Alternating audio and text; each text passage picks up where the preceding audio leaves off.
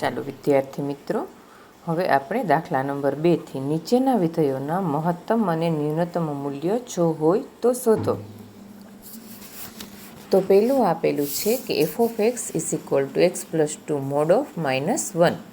તો અહીં સ્પષ્ટ છે કે માનાંકની કિંમત greater than or equal to 0 થશે અને -1, તો f(x) > -1 કહેવાય. તો f(x)નું ન્યૂનતમ મૂલ્ય -1 છે તેમ કહેવાશે.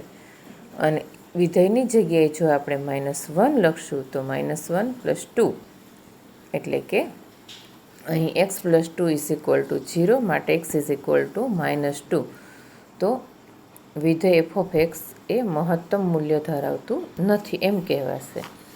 આગળ બીજા દાખલામાં જોઈએ તો વિધેય g(x) = -x + 1 + 3. તો અહીં માનાંકની કિંમત greater than or equal to 0 છે, પણ આગળ માઇનસની નિશાની હોવાથી less than or equal to 0 અને +3 હોવાથી greater than or equal to 0. તો g(x) less than or equal to 3, એટલે કે g(x)નું મહત્તમ મૂલ્ય 3 છે. g(x) = 3 - mod of x + 1 + 3 = 3. તો -x + 1 = 0, માટે x = -1, માટે -1 આગળ વિધેય g(x)નું મહત્તમ મૂલ્ય 3 છે તેમ કહેવાશે. ત્રીજું h(x) = sin 2x + 5.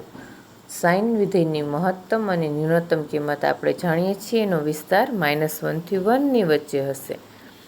દરેક અસમતામાં +5 કરીએ તો 4 થી 6 ની વચ્ચે એની મૂલ્ય, તો મહત્તમ મૂલ્ય 6 અને ન્યૂનતમ મૂલ્ય 4 કહેવાય. આવા દાખલાઓ વિકલ્પમાં પૂછાઈ શકે. આગળ જોઈએ ચોથું sin 4x + 3. હવે આપણે જાણીએ છીએ કે sin 4xનું મહત્તમ મૂલ્ય 1 છે, માટે અહીં 1 + 3 એટલે મહત્તમ મૂલ્ય 4 અને ન્યૂનતમ મૂલ્ય -1 હોવાથી -1 + 3 એટલે 2 થશે. 5 number x + 1 h(x) = x belongs to -1 to 1. h' એટલે કે 1 અને h"x એટલે કે 0. તો h(x) અહીં મહત્તમ કે ન્યૂનતમ મૂલ્ય ધરાવતું નથી, કારણ કે h"x 0 હોવાથી અહીં આપણે દ્વિતીય વિકલિત કસોટી નિષ્ફળ જાય છે. માટે આગળ જોઈએ દાખલા નંબર 3માં સ્થાનીય મહત્તમ અને સ્થાનીય ન્યૂનતમ મૂલ્ય હોય તો શોધો. f(x) = x², f'(x) = 2x. હવે જો f'(x) = 0 હોય તો x = 0 આગળ આપણે ચેક કરીએ કે જો x ની કિંમત લેસ ધેન 0 હોય તો f'(x) લેસ ધેન 0 તથા x ગ્રેટર ધેન 0 હોય તો f'(x) ગ્રેટર ધેન 0 અને x = 0 હોય તો f(x) ઋણથી ધન તરફ અને x = 0 આગળ વિધેય f(x)ને સ્થાનીય ન્યૂનતમ મૂલ્ય મળે છે તેમ કહેવાશે અને તે મૂલ્ય 0 થાય છે. બીજો g(x) = x³ - 3x, 3x² - 3, એટલે કે x - 1 x + 1, x ની 2 કિંમત મળે છે. જો g'(x) = 0 હોય ફોર્માના પ્રમેય અનુસાર તો x ની 2 વેલ્યુ મળે, 1 અને -1. જો x ની કિંમત લેસ ધેન 1 હોય તો g'(x) લેસ ધેન 0 અને જો x ગ્રેટર ધેન 0 હોય તો f'(x) ગ્રેટર ધેન 0 બને, એટલે કે x = 1 આગળ g'(x) ઋણથી ધન બને છે અને x = 1 આગળ g(x) ને સ્થાનીય મૂલ્ય છે તેમ કહેવાય. અને એ મૂલ્ય શોધવા માટે x = -1 આગળ આપણે જોવાનું. તો g(-1) ની કિંમત શોધીએ તો એ આપણને 2 મળે છે. આગળ number 3 h(x) = sin x + cos x, કે જ્યાં x ની કિંમત 0 થી π/2 ની વચ્ચે હોય. h'(x) શોધીએ તો cos x - sin x.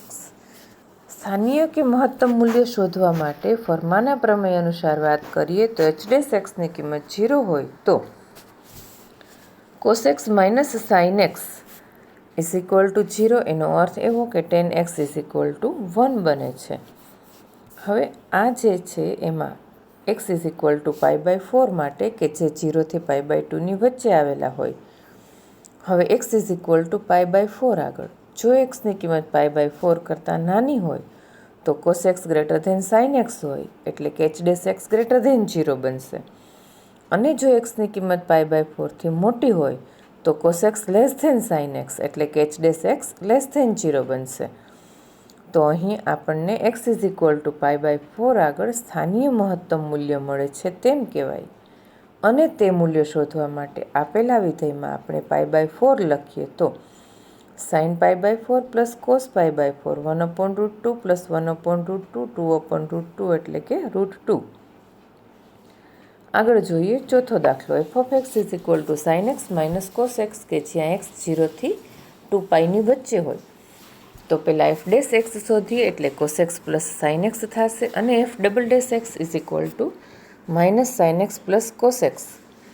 મહત્તમ અને ન્યૂનતમ મૂલ્ય શોધવા માટે ફોર્માના પ્રમેય અનુસાર f'(x) 0 લઈએ તો અહીં tan xની કિંમત -1 મળે. તો બે નિર્ણાયક બિંદુ મળે છે. x 3π/4 આપણે જાણીએ છીએ કે એ બીજા ચરણમાં આવશે અને 7π/4 જે ચોથા ચરણમાં આવશે. તો હવે f'3π/4ની કિંમત આપણને -1/√2 -1/√2 એટલે કે લેસ ધેન 0 મળે છે. એનો અર્થ એવો કે વિધેય fને સ્થાનીય મહત્તમ મૂલ્ય છે અને તે મૂલ્ય શોધવા માટે આપેલા વિધેયમાં જો 3π/4 લખીએ તો √2 મળે છે અને 7π/4 લખીએ તો 1/√2 પ્લસ 1/√2 ગ્રેટર ધેન 0 હોવાથી ત્યાં સ્થાનીય ન્યૂનતમ મૂલ્ય મળે અને એ ન્યૂનતમ મૂલ્ય શોધવા f(7π/4) કે જે ચોથા ચરણમાં આવેલું છે તેની કિંમત મૂકીએ તો -√2 મળશે. 5 નંબરમાં જોઈએ તો f(x) x³ minus 6x² plus 9x plus 15. વિકલન કરીએ એટલે f'(x) 3x³ minus 12x plus 9. f'(x) 0 હોય તો xની કિંમત 1 અને 3. બીજી વખત વિકલન કરીએ તો 6x માઇનસ 12 મળે છે. હવે f'(3)ની કિંમત 0 અને f'(1)ની કિંમત -6. 6 ગ્રેટર ધેન 0 હોવાથી અહીં સ્થાનીય ન્યૂનતમ મૂલ્ય મળે છે તેમ કહેવાય અને -6 લેસ ધેન 0 હોવાથી સ્થાનીય મહત્તમ મૂલ્ય મળે છે તેમ કહેવાશે. અને બંને વિધેય આગળના આપણે મૂલ્યો શોધીએ તો f(1) એટલે 19 અને f(3) એટલે 15. આગળ જોઈએ 5 નંબરમાં કે વિધેય g(x) x/2 પ્લસ 2/x. આપણે સૌ પ્રથમ g' લખીએ તો 1/2 માઇનસ 2/x². g"x એટલે કે 4x3. હવે જો g' 0 હોય તો આપણે કિંમતો મૂકીએ તો xની કિંમત ±2 મળશે. હવે જો xની કિંમત ગ્રેટર ધેન 0 હોય તો g"x 1/2 જે ગ્રેટર ધેન 0 હોવાથી x 2 આગળ વિધેય g ને સ્થાનીય મહત્તમ મૂલ્ય મળે છે તેમ કહેવાય અને તે મૂલ્ય શોધવા વિધેયમાં કિંમત મૂકીએ g(2) તો 2 જવાબ આવશે. આગળ જોઈએ 7 નંબરમાં g(x) 1/x² પ્લસ 1નું વિકલન g'(x) એટલે કે 1/x² પ્લસ 2 અને એનો સ્ક્વેર અંશમાં -2x. ફરીથી ભાગાકારની રીતે આપણે એનું વિકલન કરતા જઈએ તો આપણને છેલ્લે જે જોવા મળે છે તેમાં 2 × 2 - 3x² એટલે કે એની કિંમત 0. g"xની કિંમત લેસ ધેન 0 છે એટલે કે સ્થાનીય મહત્તમ મૂલ્ય મળે છે તેમ કહેવાય અને વિધેયનું મૂલ્ય શોધવા 1/2 એની કિંમત મળશે. 8 નંબર f(x) x અને √1 - x. xની કિંમત 0 થી 1ની વચ્ચે આવેલી છે.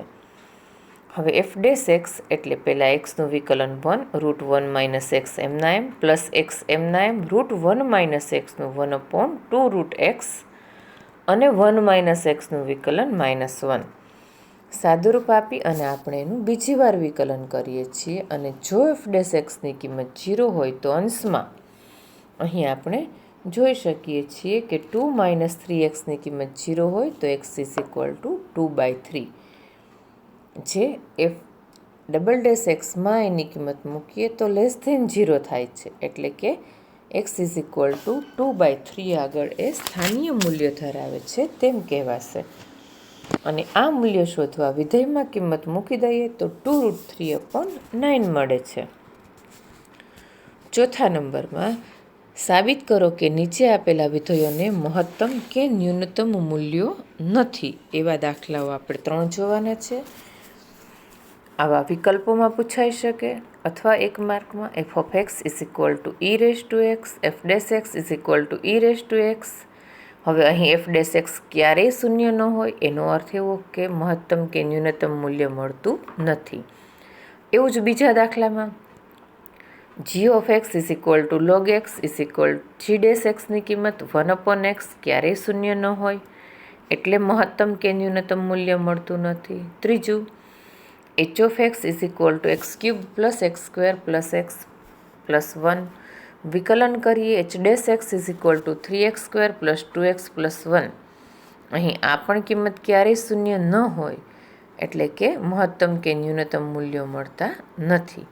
હવે ખાસ જોવાનું છે કે પાંચમા દાખલામાં આપેલા અંતરાલમાં નીચેના વિધેયોના મહત્તમ, વૈશ્વિક અને ન્યૂનતમ મૂલ્ય મળે તો તે આપણે શોધવાના છે. આપણે પછી જોઈએ.